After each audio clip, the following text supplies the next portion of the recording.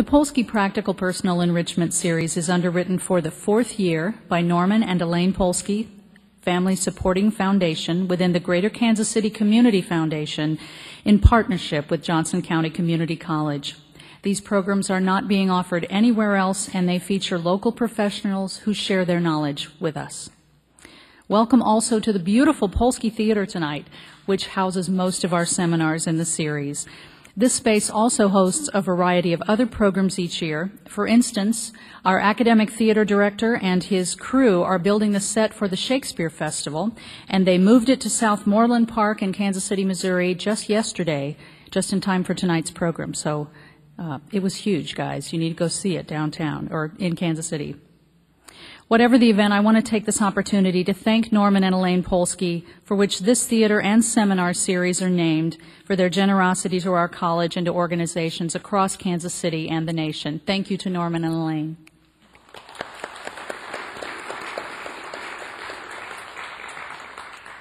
Thanks go out also to the JCCC Television and Carlson Center production crews and to the Horticulture Science Center for our trees on stage this evening.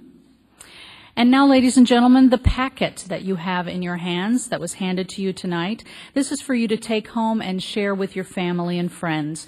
Norman tells me that 75% of what we hear is lost within 24 hours, so this packet is to help you remember what you learned tonight, and you can tell your friends and family about it. Let me take you through the contents very quickly. On the left-hand side, first of all, in yellow is Norm's My Legacy to You, an overview of 5 points from Jim Stowers' book, Yes, You Can Achieve Financial Independence, and 11 points Norm feels are important when investing in mutual funds. The Jim Stowers book is available for sale in the lobby tonight, so check that out before you leave this evening. On the back of this yellow sheet are Norman's 10 commandments, ways that you can live a more effective life. Second in the packet on the left side, a gold sheet with Norman's investment article dated May 30th, 2008. This shows Norman's recent investment results plus his current holdings. Third in pink is a sheet showing the formula for how Norm ranks his investment mutual funds, and on the back, how safe is our stock market, which demonstrates the rate of return on stocks since 1957. This kind of long-term look at investing is essential to the way that Norman chooses his mutual fund investments.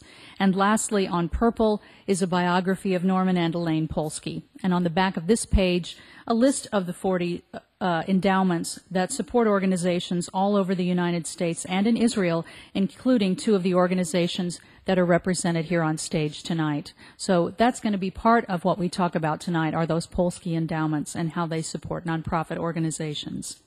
And lest you think that I forgot, also on the left-hand side is a green survey card, the ever-popular. We'd like you to give us feedback about tonight's program, so please fill this out before you leave this evening and hand it to one of the ushers on your way out. We're looking for a 100% return on these, and Norman will call me tomorrow and ask me how many green cards did we get back. So help me out and turn this in before you leave tonight. You can also give us your email address, your mailing address if you don't already receive our mailings, or suggest topics for future programs. And you'll also find a blue question and answer card. So if you have a question for one of our speakers, write it on this card, and either one of the ushers or I will be by during the program. We'll pick these up so that when we call for them in about 50 or 55 minutes, we'll be able to ask our presenters any questions you'd like to present.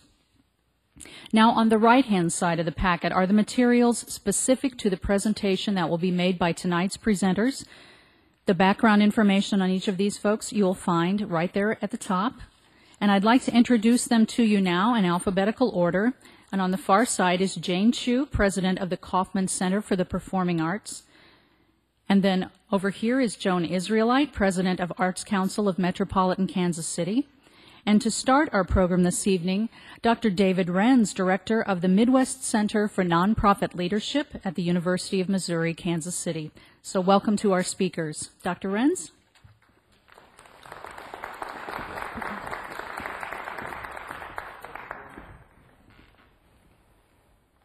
Well, it's very nice to be with you tonight. I appreciate the invitation to join my colleagues. It's always nice to be on a panel with Joan and Jane, and it's going to be fun to talk about this topic. I am aging, so I have to take my glasses off already just to see my notes, but excuse me. I guess I'd like to start off talking for a minute about the Midwest Center for Nonprofit Leadership. As you heard, I'm on the faculty at UMKC, and as a part of that work, I also direct the center called the Midwest Center for Nonprofit Leadership. That's a part of the Block School of Business and Public Administration, and the Block Schools Center exists for the purpose of building leadership capacity in the nonprofit community throughout Kansas City. And so we do programs, we do research, we do development for boards of directors. We work with lots of agencies in addition to the work that we do with our graduate students, including in a Master of Public Administration program where we have a specialization in nonprofit management and leadership. The center is delighted to have an opportunity to partner with our colleagues across the state line, and I'm really pleased to be with you tonight to talk about this topic. The topic of endowments is actually getting a lot of attention these days. As I talk to nonprofit leaders, one of the things I hear them wishing for is stronger endowments, and it's partly because these are more challenging times than ever economically for nonprofits. It's partly because it always seems like it would be nice to have a pot of money, and we'll talk about the truth and challenge of that for a couple of minutes as part of my introduction. And frankly, as we look at the transition in our communities and the opportunity that many folks are using to, in a sense, leave a legacy for the people and agencies that they serve in their communities, the topic of endowments is right on target and is really time for us to get more specific and thoughtful about how it plays out. My role here on the panel is to introduce the topic and offer a little bit of background, and then my colleagues will talk to you more specifically about how they're using this tool and the kinds of things that their organizations find are most important as they think about endowments. Excuse me. As challenging as it is for a lot of endowments, or for a lot of nonprofits today, endowment is an idea that many people are thinking about as a strategy for helping address financial challenges. Endowments are good as a part of the financial picture. They should not be the whole part. And so as I talk about what this new, well, I shouldn't say new, but what this strategy and approach to supporting nonprofits is, I hope that you will think about how it fits into the larger picture of overall financing of nonprofits. Endowments are one part of the puzzle and need to be combined with others. One of the things I find is that even as people are talking about endowment and thinking about this, they use the words, but we don't necessarily find that they're all talking about the same thing. So let me just start with the definition. An endowment is a charitable gift to an organization. It's established usually in perpetuity. I'll talk about a difference of that sort in a minute. And the general notion is that the principal of the money, the main corpus of the money that's provided to the organization, is invested, and the return from that money is paid out on a regular basis, often annually, but it may be on some other basis. This is something that a donor in the organization should figure out. It's paid out so that it provides a steady, ongoing source of money for the organization. The income generated from the endowment is usually what is paid out to the nonprofit organization, and that becomes a regular, ongoing source of money. One of the things, as a general rule, that we know about endowments is if you put the principal in the bank, so to speak, and then the earnings go to the agency usually can count on about 5% of the value of that endowment turning into cash for its use each particular year. One of the things I find is that some folks are surprised about that, and we need to think honestly and carefully about what this contributes and what the pace of the contribution is. There are three different kinds of endowments, and I find that people sometimes mix them up, so I do want to be specific about this for a minute. There is the notion of true endowment, which is a permanent donor-restricted endowment. It's the source of money where the principal cannot be spent. The amount of money that's given to the agency isn't spent. It goes into an investment vehicle of one sort or another, and then the earnings go to the agency. Many people think that that's the only kind of endowment that there is that can be out there, but the fact of the matter is there are some alternatives. For example, there are term endowments, which is sort of a more limited, specialized version of it, where the money that comes from an individual donor to the agency is available to the agency over a specific period of time or for a specific type of event. One of the best examples that we hear often is agencies that go out and raise money for a capital campaign for a building, and so they generate money for a building endowment. Well, that money then is limited to only the use that the donor gave the money for, in other words, for the building. And so it may be that the limitation or the control on when the money comes out and what it's used for is timing, or it may be a specific event, or it could be a project-specific purpose. In all cases, with any money that's donated, whether it's endowment or whether it's any other source of philanthropic gift, any donation you give, to the extent that you, as the donor, are restricting or controlling its use, you're saying that it belongs only for one purpose, the agency is legally obligated to use the money only for that purpose. It's inappropriate, in fact, it's illegal for them to use it for other purposes. This, by the way, is one of the things that I end up cautioning agencies to be careful about, because they often will ask for money for an endowment, which means that it becomes restricted, but they haven't thought through very carefully how it was restricted, and they think they can use it more flexibly than they can.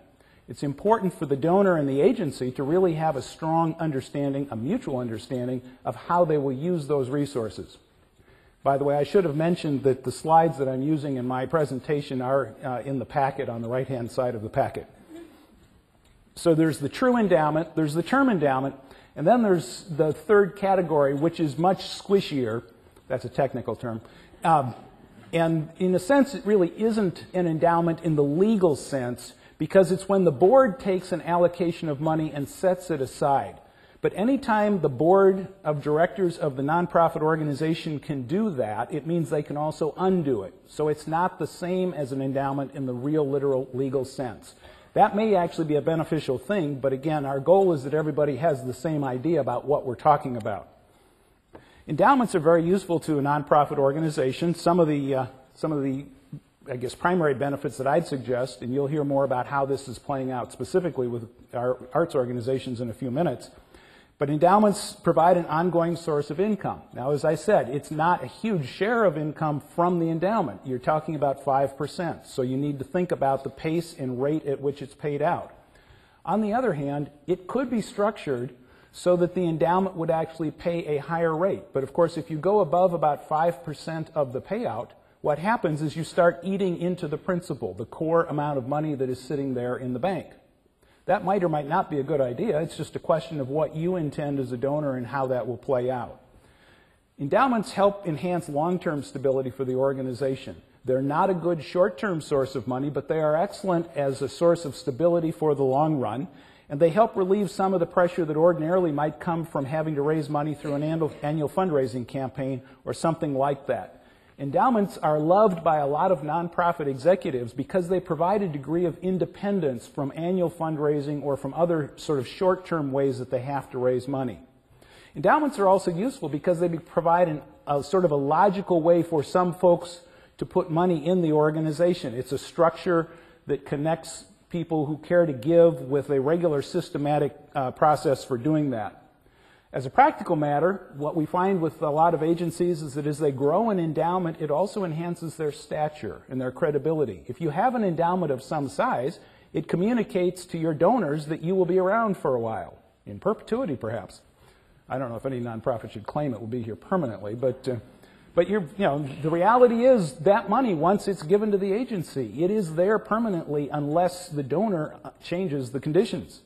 So the stature of the organization, the credibility, and frankly the leadership that an endowment provides from a particular donor often sends the signal that this is an organization that is moving forward consistently. The donor has also benefited from the endowment. Obviously, and one thing I didn't put on the slide, but there is a tax benefit to the endowment. I probably shouldn't have overlooked that. But endowments provide leadership.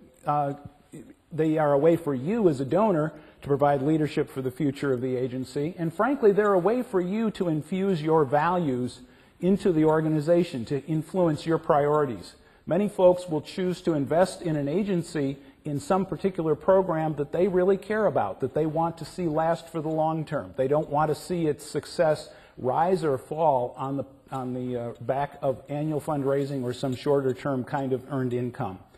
So it does provide an annual recurring source of funding that can help continue a program that might not otherwise be that. It's a great way to leave a legacy, and that's an important aspect of how a nonprofit can grow and sustain itself for the future.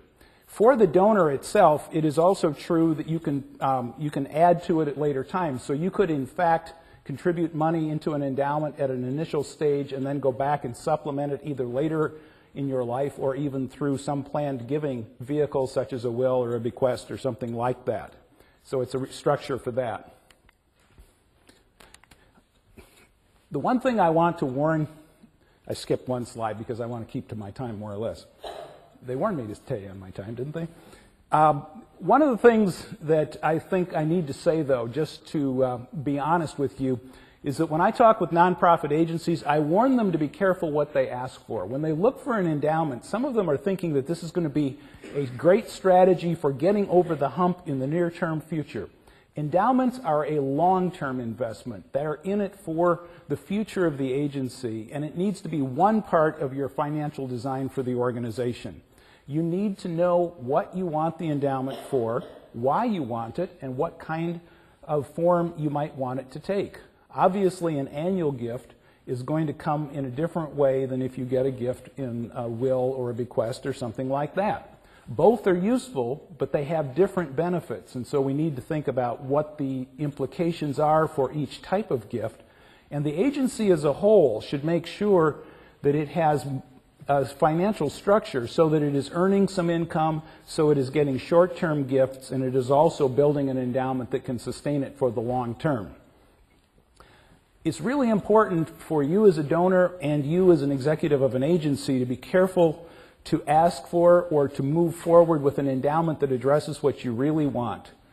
At the Midwest Center, we work with a lot of nonprofits, and in the last few years, one of the things we've found is that a few nonprofits have gone broke while they've had a couple $1 million in the bank. How can that be? The fact of the matter is their endowments were restricted. They raised money for a new building. The money went into the building. It paid for the building and its maintenance, but they had no money for staff. And because the money was requested only for the capital expenditure of the building, they couldn't legally use it to make payroll. It's sort of like being house rich and cash poor when the taxes come due or something like that. We need to be careful to put the endowment where we really want it. And then from a donor's perspective, one of the things that's important to remember is that the endowment is specifically going for what you wish it to go for. You need to be clear about what your intent and purpose is, because that will ensure that the agency both knows and honors that request. One of the things that saddens me at times is that I'll meet donors who say, you know, I didn't think I was being that restrictive in my gift, but they accidentally put it in a vehicle that kept the use more controlled and narrow. You want to think about that and be careful about it. And if you're in the business of raising money, either as a lead donor or as an agency executive, one of the things I would encourage you to think about is to make sure that you raise money for what it is you want. Ask in your materials that you are soliciting endowment money and so on, make sure that you're explicit about how you're going to use the money, because you will be held legally to account for what you've asked for down the road. You won't be able to use it for other things. I do want to point out that endowments do have costs. When you invest in an endowment, it requires the agency to continue the programming that that endowment is associated with. Or, for example, it may require you to cover operating costs for a capital expenditure. One of the largest endowments that's been and gifts that's been given in the last few years was Joan, who gave money to the Salvation Army. One of the things that happened, though, is that that money was restricted as to how it could be used. And so one of the questions the Salvation Army had to think about was whether or not that money, in fact, for building buildings for community centers, could then also be used to operate the community center. Wouldn't it be crazy if you had 20 different community centers around the country and you couldn't afford to put the programs in them to actually serve anybody? So this is where you must be careful what you ask for, think about how it fits, and think about the other costs that are incurred. And be ready to make it happen before you take the leap. Plan the endowment so that it actually moves forward, so that you are organized in a way that you can make the best of it. Now, in closing, I'm leaving you with either a gift or a challenge, depending on your view. If you turn the page over that has the slides, you'll see a little sample readiness test, and I will leave you with this thought. One of the ways to think about whether or not you're ready for building on an endowment and growing an endowment is to analyze and talk with your colleagues at your agency or with an agency that you'd like to support, to ask yourself questions about how ready are we to go.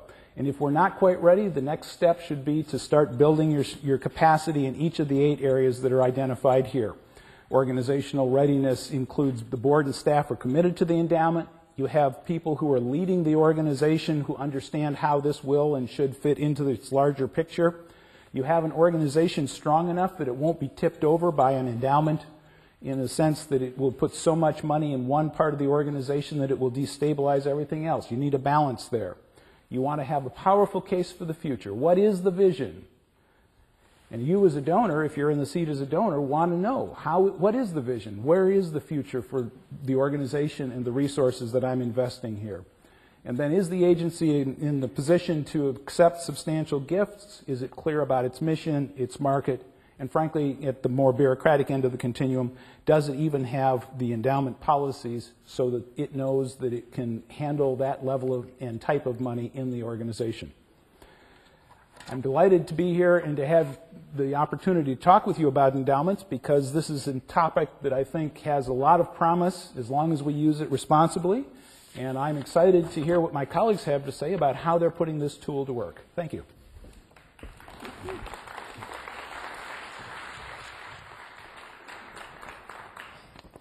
You know, we're very fortunate here in Kansas City to have the Midwest Center here and to have David Renz because he is nationally recognized in this field, and so it's always hard to follow such a fine performance. Before I begin my comments, I would just like to say a few words about the Polskys. I think probably most of you in this audience are aware of the amazing people that the Polskys are and of all the philanthropy that they do.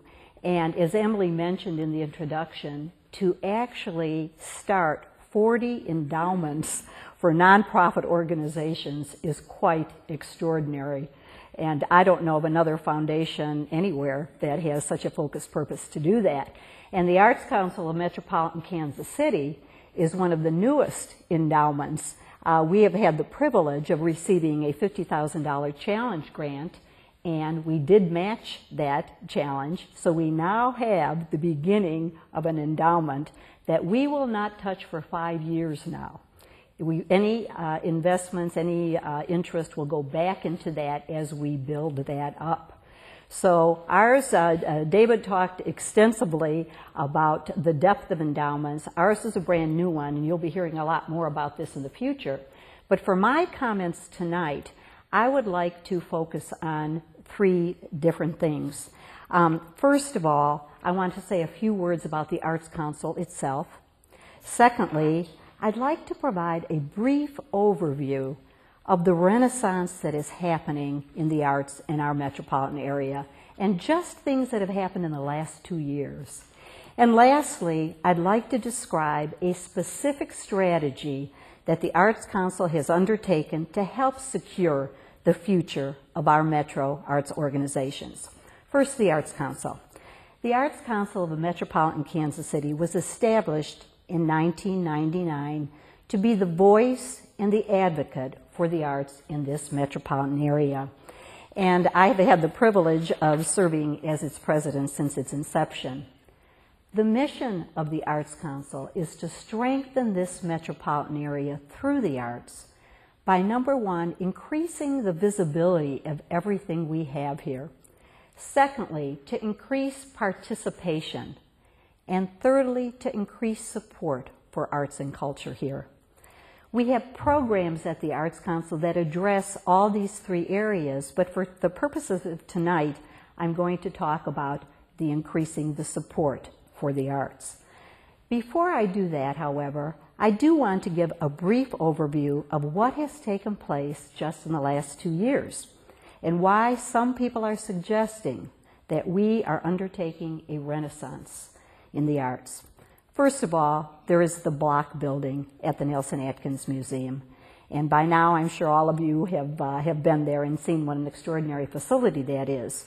You may not realize that Time magazine has named this $200 million expansion the #1 architectural marvel of 2007, which is quite extraordinary.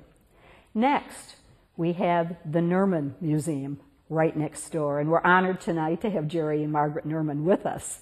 And this extraordinary museum, of course, which just recently opened, is the second world-class contemporary art museum. Now, there are few, if any, other communities in the country that have 2 world-class contemporary art museums. And yesterday there was a press conference, I understand, announcing that the Nerman Museum is going to be on the cover of the phone book of 1.3 million phone books, and so it will even get broader visibility. So thank you to you for providing this wonderful new cultural facility for all of us. Then, the Kemper Museum will have a second location in the Crossroads District that will be opening in the fall. The Kopeikin Stage, which is the second stage for the Kansas City Repertory Theater, which is located in the world headquarters of H&R Block downtown.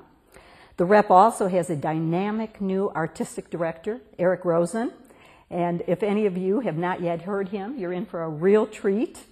He brings a lot of enthusiasm and passion to the cause.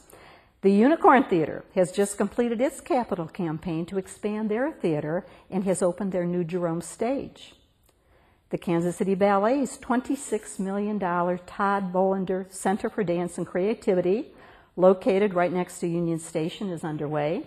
And Executive Director Jeff Bentley was in my office today, and he stated that this facility promises to be one of the most extraordinary dance spaces for a ballet company in the country. Also, the Lyric Opera will have new offices in the Crossroads District, and for the first time in their 50-year history, they will have office space, they will have their set creations, and they will also have their rehearsal space in the same place. Quality Hill Theater is undergoing an expansion, and plans include having a restaurant that is open 7 days a week, so you can go before and after performances, and it's going to be a fabulous space. Alvin Ailey. Of course, Kansas City is the second home for the New York-based Alvin Ailey. We're the only second place that they have, and they have a new space at 18th and Vine. The new theater at Crown Center called Off Center Stage. And this is where the movie theaters used to be at Crown Center. And there's a variety of theater groups that are performing in that new space. Of course, we have Shirley White here tonight, and we have the White Theater over at the Jewish Community Center, which is a marvelous new theater for performances. The World War I Museum at Liberty Memorial that was designed by Ralph Applebaum, who is the same person who designed the Holocaust Museum in Washington, is absolutely phenomenal. And they just opened their new cafe. I have not been to it yet. And I heard from Anita Gorman this morning that legislation is pending in Washington right now so that it will be named the National World War I Museum Monument for the country. And then there's the most exciting capital campaign of all, the Kauffman Center for the Performing Arts. And you'll be hearing much more about this from Jane Chu shortly. It is under construction, as you all know, and it was featured in the Kansas City Star today, the whole back page with photographs, which is very exciting. There's also been the growth of a number of new organizations, the Quixotic Dance Group, something like Cirque du Soleil, also the Octarium Choral Group, the Metropolitan Theater Ensemble, the Actors KC Theater, both of which have been receiving outstanding reviews by Robert Trussell, our theater critic. The new programs at Park University under the direction of Stanislaus Udenich, a former Van Cliburn competition winner, whose students are already winning national and international competitions. Plus, there are a number of new offerings, such as the new Corporate Arts Festival that will take place at Union Station this August. The Cordish Development has a new art festival that's going to be taking place shortly. There's also been a steady growth in public art programs. Johnson County has a new Percent for Art program, so you'll be seeing a lot more public art in Johnson County. Then there's the Kansas City, Missouri Art in the Loop project. And this is on top of their already widely known Percent for Art program. Several recognitions have been recently announced also. For example, the Kansas City Chorale won a Grammy. Very exciting. The Kansas City Ballet performed in New York at Jerome Hall and had outstanding reviews from all the New York critics, and they are one of 7 ballet companies that are invited to participate at the Kennedy Center's summer residency program. They'll be starting that shortly. There have been some national awards allocated recently. Henry Block just received the National Arts Leadership Award from the National Business Committee for the Arts. And also, Governor Matt Blunt is receiving the award for an elected official who has done some of the most for increasing support for the arts in the state of Missouri, believe it or not. He's going to be recognized this month in Florida by the Americans for the Arts. Now, this is not all. I mean, I'm just telling you some highlights from the last 2 years. In fact, I may have missed your very favorite thing that you're involved with. And if I have done so, I apologize for that. At any rate, we have a lot going on. And having vibrant cultural offerings, you know, it's being recognized more and more how important it is to attract business to this area and to attract top talent. So, we celebrate the cultural life we have, but in order to sustain it and to continue to grow our cultural vitality, we must do more. Hundreds of cities have dedicated local option taxes to provide operational support for the arts. Just 2 examples of this are our neighbors to the east, St. Louis, and our neighbor to the west, Denver. St. Louis has a property tax that raises over $60 million for cultural institutions, plus a hotel-motel tax that generates an additional $4 million, plus they have a workplace giving program that raises another $2 million. Denver has a multi-county sales tax that generates almost $40 million annually to support the arts. We have no such public funding here. We still have a vision to create a dedicated source of regional public funding for the arts for our unique 5-county cultural district that was authorized by Congress some years ago. And we will continue to work to that end. But until the political climate is open to that option, the Arts Council is implementing another strategy with the establishment of our area's first United Arts Fund. It is called the Arts KC Fund, and it's like a United Way for the arts. Approximately 60 cities have some form of a United Arts Fund. Some cities have both a dedicated tax plus a United Arts Fund. We have had neither. Our Arts KC Fund has been in development for over 2 years, and since a Kansas City Chamber leadership exchange trip that took place to Cincinnati, where 100 of our leaders from the metropolitan area heard about the oldest United Arts Fund in the country in Cincinnati that was started in 1949, they asked the Arts Council to see, would this work here? Let's see if we might have support for starting a United Arts Fund. We have just completed, last spring we completed what we called a beta test. And it included workplace giving programs in 32 workplaces that agreed to try it out. And it was pretty successful. In fact, now we have just completed our inaugural campaign of the Arts KC Fund. And before I tell you the outcome of that, I thought maybe you'd want to break from all this, these talking heads, and I'd like to show you a short video about the Arts KC Fund, and you'll see one of its stars sitting in the audience, Harlan Brownlee from Young Audiences.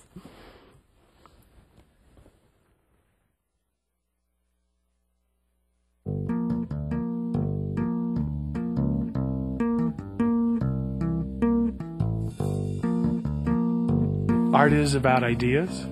Art is about people and what's important to them. Art is imperative in our lives. The Kansas City metropolitan area is a colorful canvas where people generate ideas, build dreams, and create futures. Part of what makes our city strong is a vibrant arts community. The paintings at the Kemper Museum of Contemporary Art, the sounds of the symphony, summer productions at Starlight. Dozens of diverse arts organizations contribute to Kansas City's artistic landscape. Wherever you go in the metro, art is the heart of what makes Kansas City a great place to live. The arts and the arts are a reflection of who we are, what we value, what's important to us. There is more art than ever before, and there are a number of small organizations around town, lots of artists living and working here. Kansas City is a destination place. Artists are moving here because there is so much going on. The recent completion of the block wing on the Nelson Atkins Museum, the opening of the Nerman Museum right next door here, the long-anticipated opening of the Metropolitan Performing Arts Center have created just an incredible excitement. It is amazing what Kansas City has to offer in terms of the region. Not only is there great dance here, but there's great theater, there's great museums, there's great music. So all of those things we are asking that they be supported, especially for our youth. The arts receive support through ticket sales and admission fees, but that covers only a portion of the costs of many artistic endeavors. Well, there's a great deal of pressure for funding, for raising money, the same as there's a great deal of pressure for finding an audience. World-class cities recognize the need to support the arts, some with tax dollars, others rely on private funding, such as the Arts KC Fund. The Arts KC Fund makes it easy for employees of Kansas City area companies to contribute through payroll deduction or one-time gifts. There's a lot of people who may not really know who they want to give to, but they know they want to give to the arts. And so this is a great way to do that. The money raised through the Arts KC Fund is invested in individuals and organizations that strengthen our region's economy, broadens access to high-quality arts experiences, and promotes excellence in the arts organizations in order to make our metro area an even more vibrant community in which to live and work. The Arts KC Fund allows organizations to find stable support year in and year out so that they don't have to worry so much about finding those resources to be able to do what they do best. The Arts KC funds that we have received have gone specifically towards the development of new work. It is very important that we find the new playwrights and the new artists of tomorrow, and we're into development of new work so that it can premiere here in Kansas City. Exposing employees to the arts through the workplace benefits the artists and the employees. And it just seemed like a perfect fit for the culture of the company and some of the initiatives that we're involved in. The Arts KC Fund just seemed like that was the next step. The arts and businesses are natural partners. The arts provide creative capital for business leaders who are looking to think in new ways and come up with new ideas for their businesses. Arts KC Fund is a way for a company or a person individually to get involved and to make an impact in organizations that spark creativity and ingenuity in the Kansas City area. The money raised will be awarded in grants to nonprofit arts organizations and individual artists. Arts KC Fund Ovation grants go to firmly established arts organizations that have broad impact and reach in the metro area. We use the money to support our fine arts programs, to underwrite the cost of those programs. Our arts and education programs served 15,000 students last year, 92 different schools around the city. What Ovation has allowed us to do is to really think about how we deliver services and the type of art that we want to do and where we want to locate. So part of our decision in moving to the 18th Combined Jazz District has really been about increased support that will allow our organization to have a further reach. Arts KC Fund Catalyst grants go to a variety of programs, projects, and activities for youth, families, or for programs that make sure everyone can participate fully in the arts. 25% of the plays that we do have never been done anywhere, and so we are constantly seeking funds to develop new work for the American theater. But the fundraising makes those things accessible to children, and it makes it accessible to all children throughout the community, and to many children who might not otherwise have the opportunity or be able to afford those experiences. Arts KC Fund inspiration grants go directly to individual artists and arts professionals for projects or career development. If we can keep artists here and we can make things affordable and keep the kind of the overhead down and build this creative environment, then that will bring more and more creative individuals in. I think that the more art that's available to the public in Kansas City, the more it becomes part of everybody's everyday existence. And when art becomes more of your daily life, you appreciate it more and you want it more and you value it more. Art is a reflection of society's interests and society's woes and all of the issues that contemporary people are grappling with today. Art is the essence of the human spirit and the expression of that spirit which lives for centuries.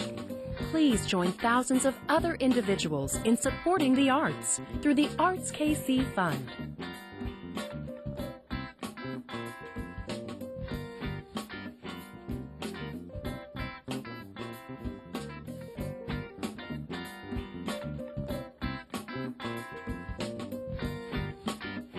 So, in summary, the Arts KC Fund, first of all, is managed by the Arts Council of Metropolitan Kansas City, and it raises money to support a wide range of arts organizations and programs throughout the metro area. The purposes are to provide stable sources of new financial support for the arts, to broaden access to high-quality arts experiences, and to promote excellence in the arts and arts administrations. The money into the fund is secured in 4 different ways primarily. Workplace giving campaigns. No single arts organization can go into a workplace to do a campaign. It is only under the umbrella of a United Arts Fund that we have access to workplace campaigns. And as I mentioned, we just finished our inaugural campaign. We had 72 companies that said, we'll do a campaign for our employees. Each campaign is tailored to fit the needs of that particular company, if it's small, mid-size, large, and people have fun with these campaigns. And a number of our arts organizations, are willing to go into the workplace and to provide a sample of if they're playing jazz, if they're doing some dance, and it is done in the spring. So United Way campaigns are in the fall for about 3 months. United Arts Fund is in the spring for 3 months. And one thing I do like to point out is that some people are afraid that this is in competition with United Way. And the research has shown throughout the country, it is not. In fact, oftentimes you have healthier United Way campaigns as a result of United Arts Funds because people get more into the spirit of giving. And we already have some examples locally where that has taken place. We like to think of a healthy community needs both. You need the United Way, which provides a support system, a safety net for the community. You need the United Arts Fund to provide the trampoline for the community. And so we hope to serve this purpose. My time is up, so I am going to stop. You have a brochure in your packet that it explains in more detail about what we did with the beta test, who received funding last year, and of course I'll be available for questions. Thank you.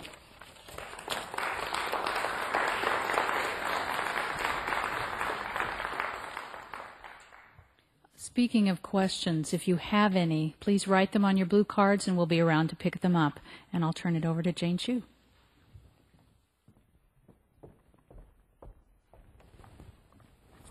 Thank you for giving me the opportunity to join you this evening. And we all also are deeply honored to be a Norman and Elaine Polsky Endowment recipient.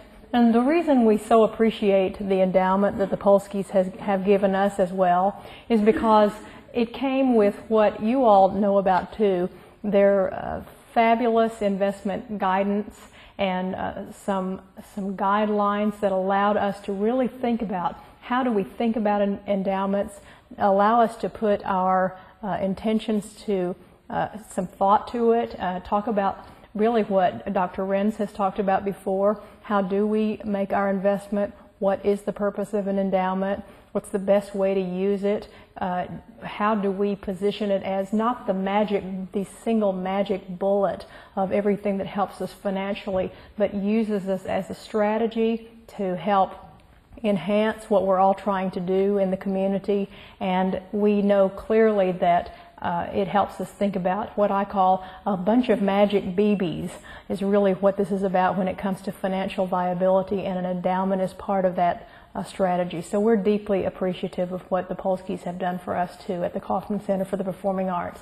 Now we are a new kid on the block, but we're not even birthed yet. So what I thought I'd do is to start and give you a little bit of an overview of what you will see if you're driving over on 16th and Broadway, right south of Bartle Hall at the Kauffman Center.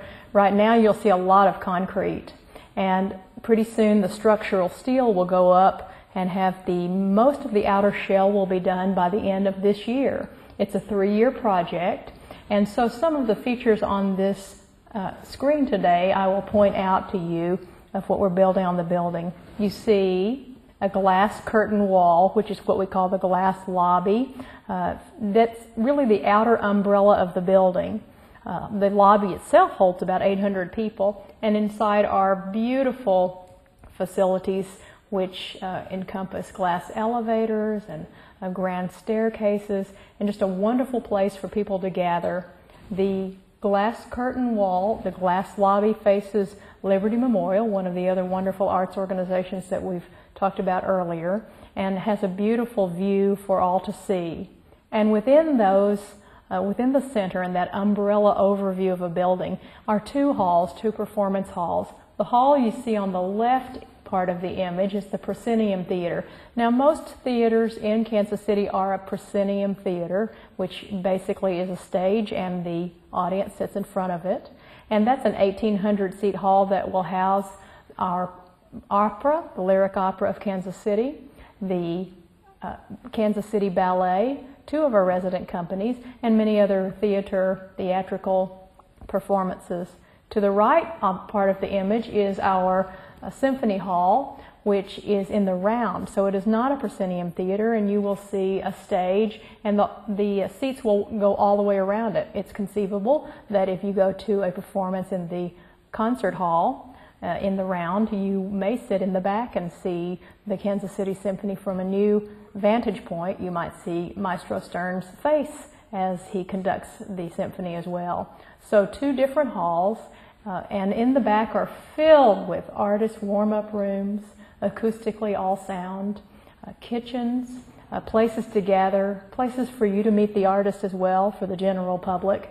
And I always get an applause when I tell them that while we are grateful to have the Lyric Theater where our present resident companies perform, the symphony, the opera, the ballet, we're moving from 41 restroom stalls to 257 restroom stalls. And then when I tell people that we have 2.3 times the women's restrooms than the men, that seals the deal. Here's some images. The large image to the left is a way to see where the Kauffman Center for the Performing Arts will be positioned downtown. You recognize some of those buildings that we talked about, as Joan mentioned, in the revitalization of the downtown area. You see the Sprint Center to the right of the image. You see the lights coming around the H&R Block and the Copaken stage. And you see Bartle Hall, which is, of course, just north of the Kauffman Center for the Performing Arts. To give you an indication of the magnitude of the Kauffman Center, it's hard to tell now, but if the Kauffman Center were placed on level ground to Bartle Hall, the very top of the proscenium theater roof would be the same height as the Bartle Hall pylons. So that's a very tall building, and if you count the parking garage, which goes 4 levels even into the underground, holding 1,000 spaces, and you really count it all the way to the top, it would be equivalent of a 15-story building. So the magnitude of the building is quite large, and we will see more about that as it comes up. And to the right images that you see are the top image being the proscenium theater, the one we talked about before with the opera, the ballet, and the bottom image being that concert hall in the round. You don't see the seats that go around the stage in this particular image, but you can envision it going all around. And there isn't a bad seat in the house. The next image that you see, really this is one of my favorite images, because while we're thrilled to have such a beautiful building that's turning out to be pretty iconic, I love this slide because it really represents what can go in the building and what we want. The board of directors insists that it be a building for the next generation, a building for all, a building that will have activities lit. And not only do we get to celebrate the arts, but we get to have all kinds of use of the facilities, from weddings, bar mitzvahs, receptions, banquets, events, and simply gathering places, that this building can also join many other wonderful buildings of being that third place. If you categorized your home as that first place for you and your workplace possibly as that second place that you frequent, where are those third places in your life where you feel like you can go to a building and belong? And we certainly want to be one of those as well. So this image represents all kinds of representations of activities, including those people who have their hands in the air, our ambassadors, 200 strong, who are passionately dedicated to spreading the buzz about the Kauffman Center and sending out the message that this is the hall for everyone. Another image that we show are construction photos. So again, I hope that you will come and take a hard hat tour. They're free, and we offer them every week. No spike heels when you're walking around, but other than that, it's a lot of fun to tour and see all the special things that go into this building. The acoustics are top-notch. You'll be able to step inside the halls, each with surrounding acoustical joints. So you step inside the acoustical joints and you can't hear anything except what's in the hall. And if you step outside the acoustical joint, you will not hear what's in the hall. What this allows us to do functionally is to operate both halls at the same time, which from an operational point of view will be a good thing. The low velocity ductwork, I majored in piano in college and I never thought I'd be talking about low velocity ductwork, but I'm so excited about it because if you have been part of an artist production, or you know that you've been part of an audience and you're sitting there and a blast of air comes over you and sends out such a loud noise you cannot hear the production, or you are uncomfortable, or the air hits the artist and, for example, dries up an artist's throat, there goes the end of the product. The low velocity ductwork that we have allows there to be very slow winds that come out from under your feet instead of a high level where the typical ducts are. So, for example, a typical ductwork comes out of a grill, usually in the ceiling or in the tops of the walls, at about 600 to 800 feet per minute. But these ductworks are so slow that it comes out at 80 feet per minute. So very slow. The ducts, if you're familiar with mechanical and electrical areas of buildings, the ducts are so large that you can put a car inside them. Then the following image to the right is our acoustical model, which we'd like to invite you to see, because the acoustics are such a prime piece of the Performing Arts Center, and they attract the top artists, because artists want to come to a place where they can perform and in the middle of a perfect acoustics. So there are many halls over all over the world that have opened, and some of them have not always opened with sounded like that they were meant to be. It's very embarrassing after so much exposure and planning. And so what our acoustician Yasu Toyota did is he designed an acoustical model that is a 1/10 scale model, and scientifically put 1,600 people in, which you can see. They taped microphones all through the inside. Looks just like our concert hall, only it's a small dollhouse model. Threw in some nitrogen, because nitrogen is 1/10 the weight of oxygen, and it forced the oxygen out. Sent sound waves through it at different speeds, and if everything comes back at the same speed, we're good to go. Well, they tried to test this model a couple of times, and a couple of echoes came back. That's not what you want in a performance hall. But after 2 testings and rebuilding the model several times, they arrived at the construction that's perfect for this concert hall. And now all we have to do is build the 1,600-seat concert hall in reality, just like we did the model. So I hope you come and see the model. It's about 25 feet high. To the right, the left images, as you can see, are examples of people taking hard hat tours. And then finally, we close up with this image that you saw at the very beginning, the Kauffman Center for the Performing Arts, with titanium steel roofs and glass curtain walls and limestone and entrances through the parking that go underground, and you can end up in the middle of the hall. So I hope that gives you a good overview.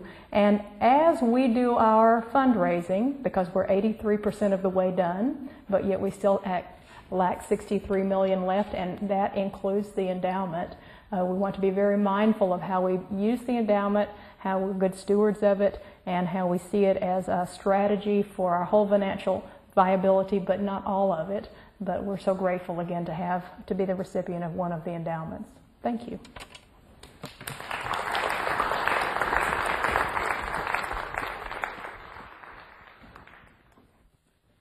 Thank you, Jane and Joan and David.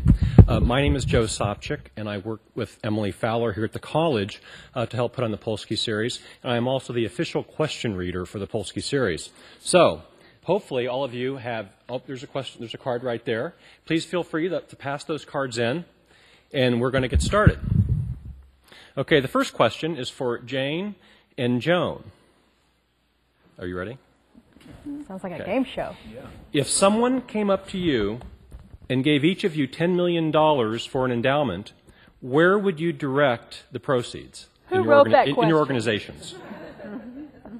Go ahead. We set up that question because we're and is this still on? Can you hear me okay with this? Right now, I believe we would direct the proceeds into the Arts KC Fund, because we now have an allocation model that is equitable, and that we virtually have the support of the entire arts community about how those allocations are made through that fund. So that would be where the proceeds would go.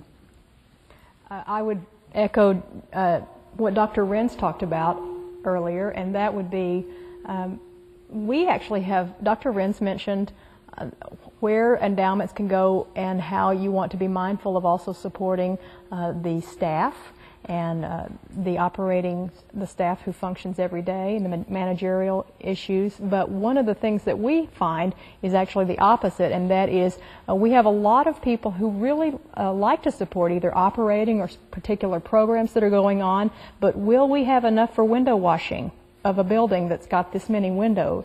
So we would redirect the endowment to be caring for the maintenance of this beautiful building so that all the activities could go on within it.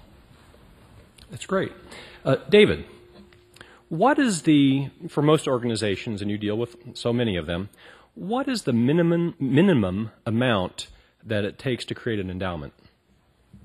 Well, the reality is there's no minimum, and in fact, many nonprofits that are small start off with $50 or $100 that somebody has the idea. I think we should start to invest in a long-term strategy, a long-term fund. You've got to start somewhere. Quite honestly, one of my colleagues at the Midwest Center, every time he works with a group, writes them a check for $50 and says, all right, here's your first check for the start of your endowment. Now go find people to match it. You can start with whatever amount makes sense. Obviously, it's more fun to start with $10 million, as our colleagues were invited to reflect upon. But if you don't happen to have a donor with the $10 million to move today, you can start with whatever you have. The notion is that you have a vehicle that you can grow. That's great. This is a tough one, Jane. Will the Kauffman Center have cloakrooms?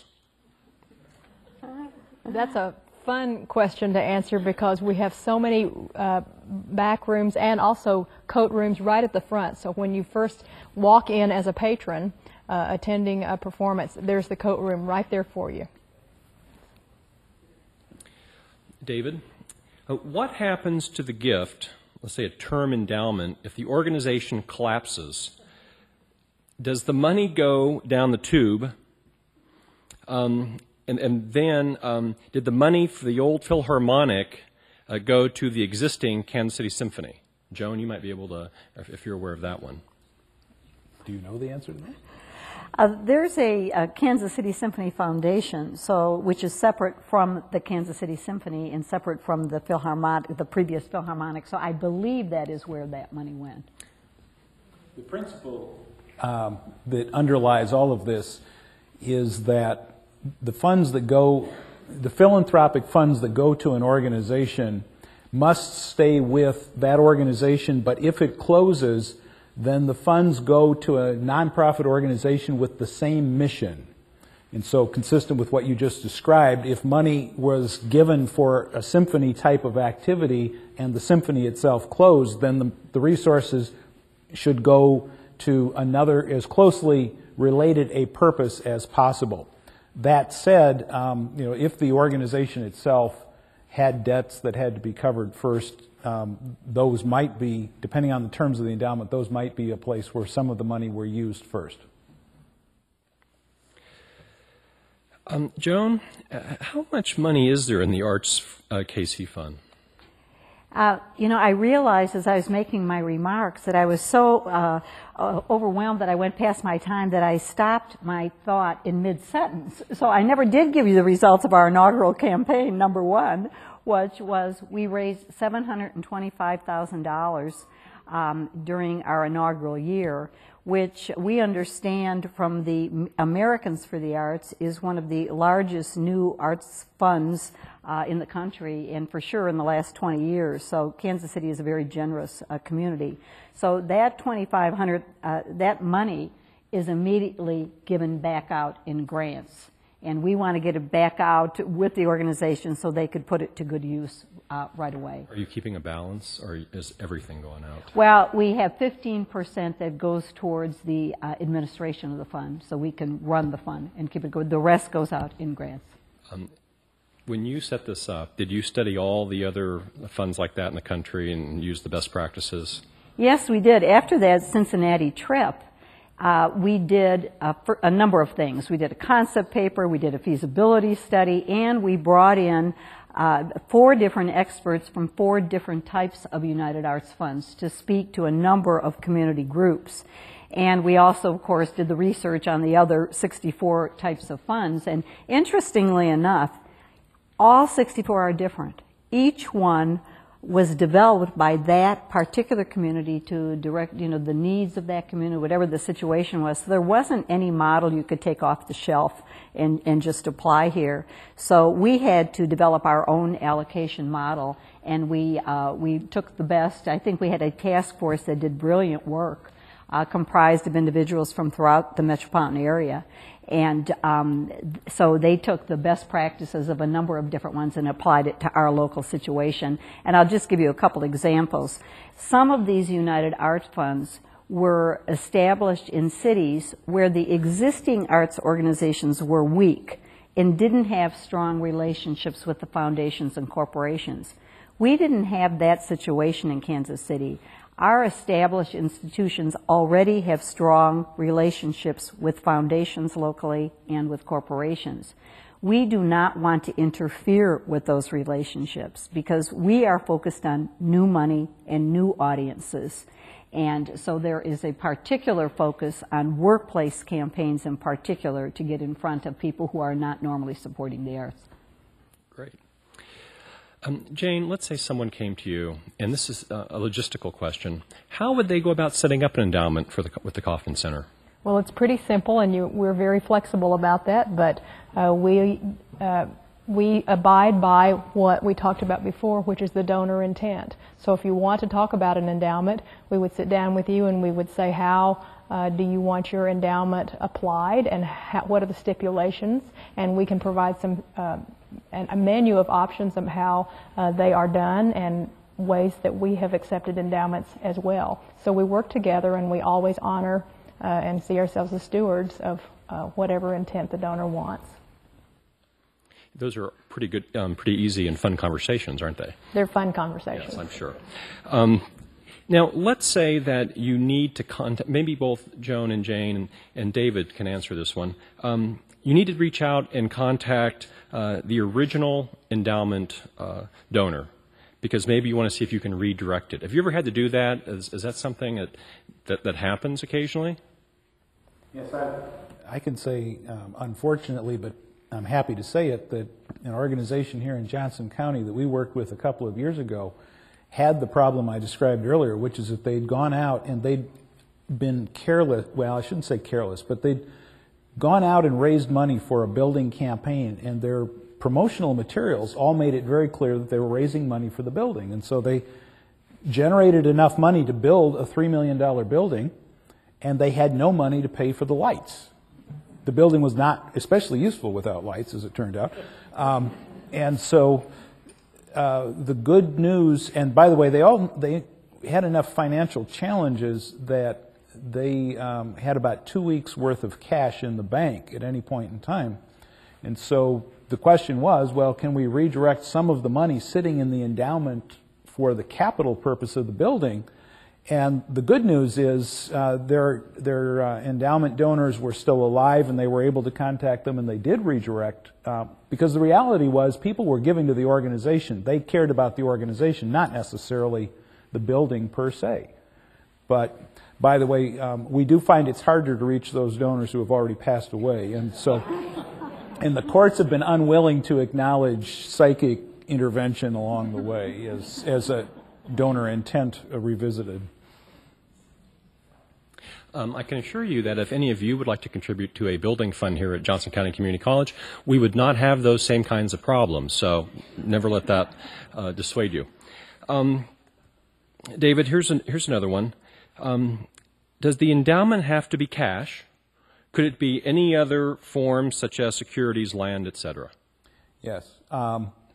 Ultimately, it would be converted to cash, but how that would happen is a function of how the donor works with the organization. And the reality is, if you have stock, that is not at all uncommon as a vehicle for transferring assets to the organization. It is actually true that occasionally people will transfer other assets that are a little difficult to turn into cash, a valuable painting or some kind of a collection or something like that. But the fact of the matter is there are legally legitimate and acceptable ways to do that. And I don't think either Joan or Jane would turn down the opportunity for an endowment just because it was a little more complicated that way. We have a number of stock transfers. Sure. And the reality is I'm not a financial advisor in that sense. I would not presume to make that judgment, but there are some very creative ways that can be handled to everyone's benefit, and it's worth pursuing. I just might add that coincidentally, today at noon, I had a number of executive directors of arts organizations at the Arts Council office, and we were actually discussing endowments, and of the 13 executives that were there, there was only one that did not have some form of an endowment. But the question came up, can a portion of a hedge fund be transferred for an endowment? And the answer was yes, it could. And of course, those are riskier investments, but it was kind of an interesting thought. I hadn't thought about the hedge fund as a contribution.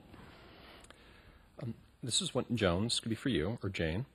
How do you unearth a potential donor that has the capacity to give an endowment? Well, in this case, I've been fortunate to know the Polskys for quite a while and was aware of their intent to help nonprofit organizations establish endowments. So that was pretty simple, and that is my only experience right now with this brand new endowment. And if someone came up to you and they had limited funds, what would you advise them to do if they wanted to set up an endowment?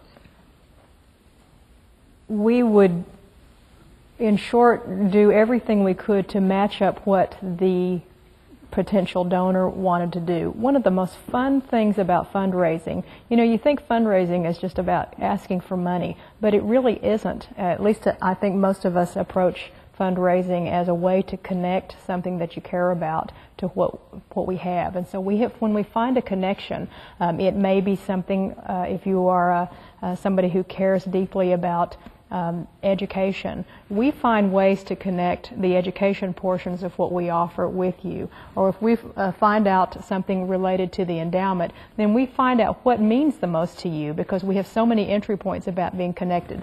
So that's a long way of saying we would go into listening mode and say, what is it that you care about? And we'd probably have a dialogue about some of the things that I'm hearing you say that we may have to offer until you say, aha, you know, that really means a lot to me, what you just said, and then we'd go into a conversation about could we find a match here that would help you with your payment schedule or whatever it is you wanted to do related to the endowment. It's a match. It's a dating game. David, does the organization need to hire professionals to structure the endowment program? You don't have to hire professionals because there are some other vehicles available to help you. However, it's not the sort of thing that you want to do by just having your executive director sit down and sketch a few notes on the back of an envelope. The process should include legal advice because you do want to make sure that you structure it in a way that the endowment will indeed last and honor the intent of both the organization and the donor. And so, while there's no specific procedural professional process that automatically has to be followed, it makes sense to get professional advice with regard to that. And there are both financial advisors, certain accountants, and lawyers who certainly are in that business. Many organizations that are larger also have professional staff who have legal training, even though they're in the development or fundraising functions. And so they'll be able to help with at least some of that work as well. Now, Jane and Joan are very good at finding funds to support their organization, and this question is along those lines. Where would an organization start to look for a grant if it is a small arts program, such as an organization that produces plays for younger people? Well, we would even call on some of our colleagues in the audience to probably join with that. But right now, again, just to repeat, this new Arts KC fund is that kind of a fund where arts organizations, can submit an application. And the way it is structured, there's opportunity for new programs to be considered. So that's number one. Secondly, there is an organization called the Greater Kansas City Council on Philanthropy, of course, which focuses on making known, what foundations, for example, in town provide funding to the arts. And so that's always an excellent resource. The other is to, first of all, see, who are some like organizations in town, and of course reviewing their programs and seeing, who supports that kind of program in town. So those are some of the ideas. If you start to do some programs, and of course you just see who comes, you have conversations with the people who are actually coming. So. David, this one is kind of like about leadership in general. Can you talk about developing younger leadership for arts organizations who have more time than money? I think that's everybody. Well, that's an interesting question, and we're at the edge of a very interesting time where a number of folks who've been in leadership roles in arts organizations, but in all organizations in the public service world, are retiring, and so we have this big transition that's beginning to occur. The reality is leadership, as we think of it, is not about, it relates to, but it's not about the formal position. It's not about the executive director or an official position. Leadership, in our sense, particularly in the public service world, comes from everyone associated with the organization. And often the way to grow that leadership capacity early on is by involving people in advisory councils or getting them involved at an early age on your board, creating ways to connect people with your decision making, and just getting them excited about the organization, getting them more involved in your work. And just as with the fundraising side of it, this is about a dialogue. This is about dating in a sense. Quite honestly, it's important to invest in people's capacity and help them grow, but that's not all about money. The reality is leadership is usually grown more through experience and reflection and processing what you're going through than it is about any formal classes. Now, that said, there's a great deal of value to coming to our university for classes and getting a degree in nonprofit leadership, and I would encourage you to do that. But the next generation of leaders is growing in front of our eyes, and one of the things that concerns me is that sometimes we look for more formal definitions, and we don't just reach out and involve people in the activities that will give them the chance to move into positions of greater influence. And again, those are not necessarily formal positions. They might be, but one of the most important roles that a nonprofit organization has is its board of directors. And the reality is most of our boards are not very careful about developing long-term sort of pipelines of talent, if you will, so that they can grow the ability to get new folks into the game and to bring them in and bring them along while they can work with folks who have been very talented but maybe at the senior stages of their career or their service. So it's always nice if you have someone who can invest in formal training and development, but leader development is ultimately about experience and thoughtful processing and reflection. You need to have a chance to try, learn, grow, and then go back and do it again. The reality is, and I've always been a great example of this, we learn most by mistakes, which is why I make so many. But that's the best way. That's great. This one's for Joan and Jane. If someone came up to you and gave you $1 million, would you put it in an endowment or would you put it in the operating fund? You can go first this time. I would want to get to know that person. We're going back into listening mode.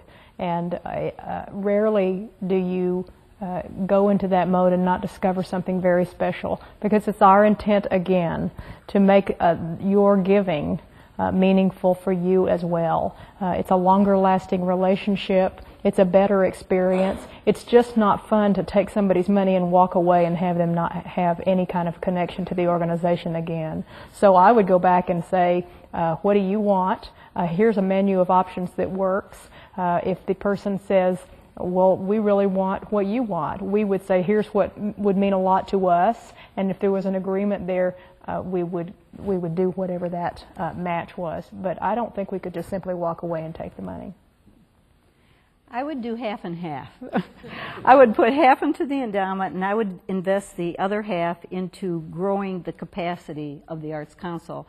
Most arts councils in the country are supported from public funding, either a part of a cultural affairs department or a part of budget. We have no public funding, so it is a challenge for operational support. And in order to grow the capacity of the Arts KC Fund, to have more people on staff, we could have a much greater impact and grow at a much quicker rate. So half and half. Joan, earlier tonight you went through a wonderful list of things that are happening in Kansas City. Where can you go and find that list? Oh, you can go to our website. It's called artskc.org, and we have a pretty comprehensive cultural database and also a list of cultural events, as well as a lot of other information about arts and culture. So artskc.org. Excellent. David, what are the options for the organization if the non-cash endowment or donation can be liquidated? Can the organization return the gift? So if you were given a non-cash, can you actually return it to the donor? You can. In fact, sometimes it makes sense to think more carefully about a gift you're given. I'm sure that they're essentially always positively motivated, but the old expression, you shouldn't look a gift horse in the mouth, does not apply to nonprofits. And certain kinds of non-cash gifts are especially problematic. There are warning signs. For example, it's not unusual for people to be given a bill. Well, I shouldn't say unusual, but it isn't unusual to receive a building. Well, the fact of the matter is, if you get a building that has been built in the 50s and it has asbestos in the ceiling and PCBs in the electrical transformers, you may in fact be inheriting something that's the equivalent of a Superfund site, and as soon as you take possession of it, it's now yours, and you have the legal obligation to do whatever it takes to keep or make it safe. And the fact that the gift came from someone else doesn't necessarily, in fact it generally doesn't, get you off the hook. So you need to think about whether or not the gift in the form that you're receiving it makes sense for you. And quite honestly, it's hard to have that conversation sometimes, but some gifts are really not very useful. I've encountered a significant number of organizations that have very old personal computers, and they assume that any organization in the world would just love to have computers, even if they're really old. Well, you know what? That is not a very bright move on the part of most organizations to take a computer that no longer can be fixed, maintained, operated. It might in fact be nice on the surface, but it starts to steal your time because it takes maintenance time, energy time. It just diverts your attention from the core. So it is again, a conversation and a dialogue, and it's really ideal if you can talk with each other and think about what's the best and most productive form to get a gift. That's terrific. Jane, David, Joan, a terrific job. We really appreciate your responses.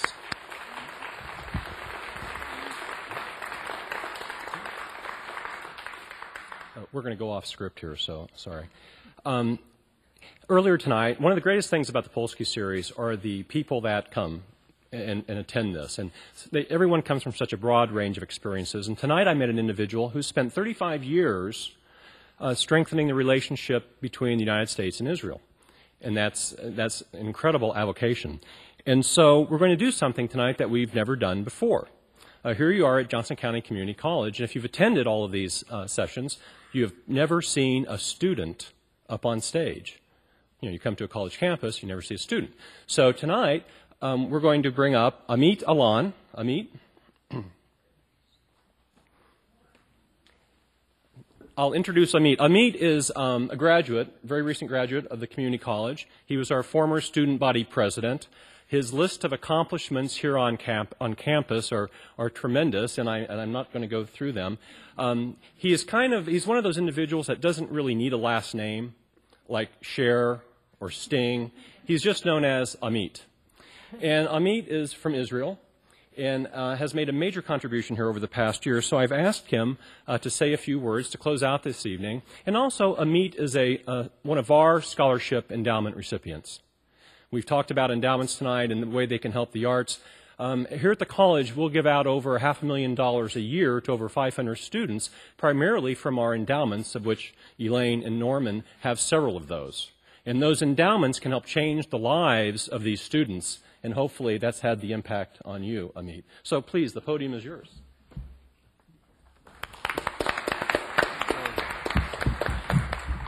Thank you for the kind words.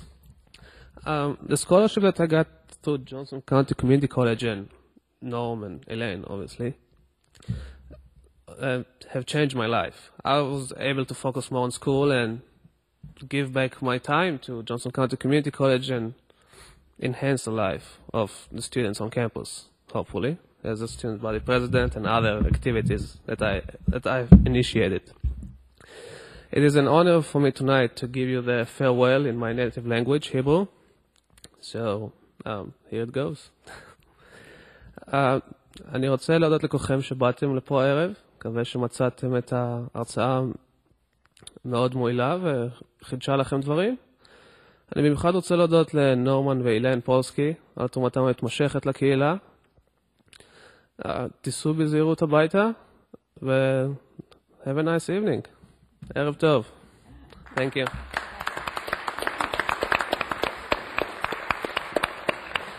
And thank you very much. Emily?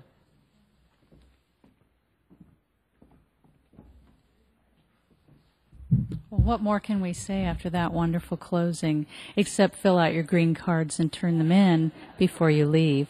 But thank you all for coming tonight, and thanks to our speakers this evening very much. They'll meet you in the lobby if you have more questions. Have a cookie on your way out. Thank you.